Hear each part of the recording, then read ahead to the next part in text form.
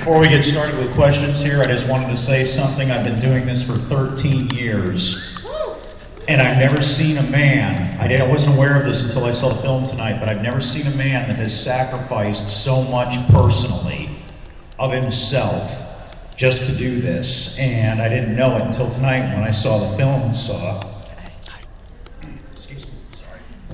that Mr. Extreme, you basically sacrificed everything to do this, sir. And I want to hear a big round of applause for that.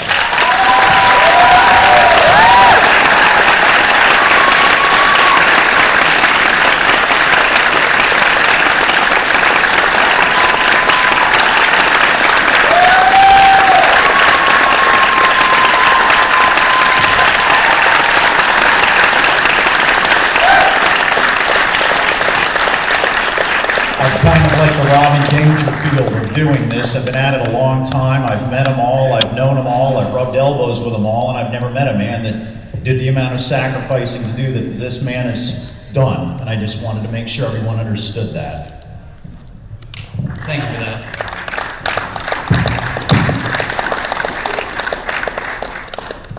Yeah, he's the best. That's true. Questions, anybody? Go. Mr. Extreme, do you still live in your van? Question number one. And second question is, how can he help you guys do what you do, especially reaching out to the people on the street? Well, the answer to... Okay. She asked if he still lived in his van, and what can people in general do to help their cause? Okay, well, right now, I'm actually living with roommates right now, so, yeah, so that's not really much of a problem anymore. But the next answer to your question is, what can the public do? My response to all that is get involved, join. You know, there's a lot of things you can do. You can, I mean, the first obvious step is, hey, join us, join the Extreme Justice League. We're looking for members, but if that's not really up your alley, you can do things. You can be a good witness, you can be a good citizen. You see somebody that's like in need, you know, like somebody getting beat down or become a victim of a crime, pull out your cell phone, call 911, be a good witness.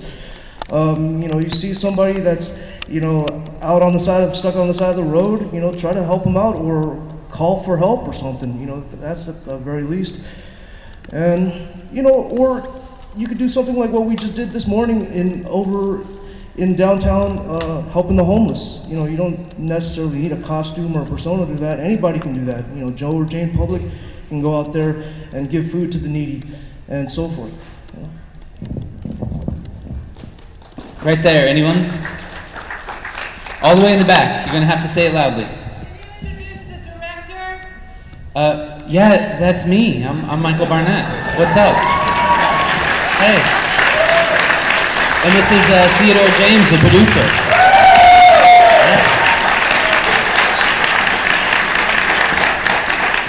Yeah. Did you think I was the MC?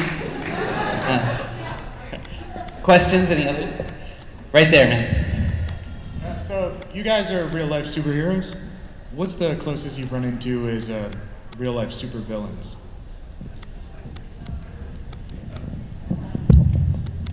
I just heard part of the question about real-life supervillains. Can you? What have you run into? Oh, okay. Okay, as far as real-life supervillains, what the closest I've run into, you know, the question is about real-life supervillains. You know, real-life supervillains, they're already out there. They're not, you know, they're the people that go out there and rob people on the street, the rapists, the murderers, the gang members, you know, the people that go out there and hurt people, you know. You know, we've run into quite a few of those, you know, like a lot of those negative types out on the street. You know, like they've come up to us and they've wanted to attack us on patrol and stuff. And I would say, yeah, anybody that wants to do harm, that wants to do evil out there, that's the real life supervillain.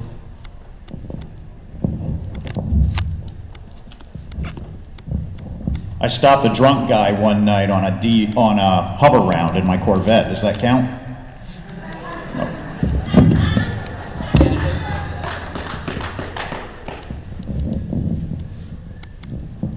Real-life supervillains, they're out there.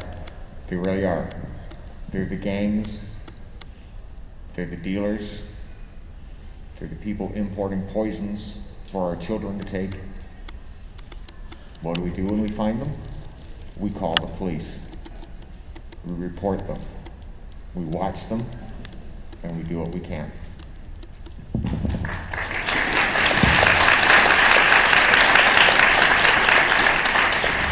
A lot of people say, of course, in a world where there's real-life superheroes, there must also be supervillains. But the way I've always presented it, or thought that it should be presented, is that our real-life supervillains are not Galactus or Magneto or something like that. Our biggest villain is Apathy. And it was pointed out in the film a lot, and I was very surprised about that, because I usually do point out that the biggest villain is Apathy. Like with Kitty Genovese. You know, how many people watched her be stabbed to death from their windows and did nothing, and then sat there for an hour and watched again while someone came to finish her off?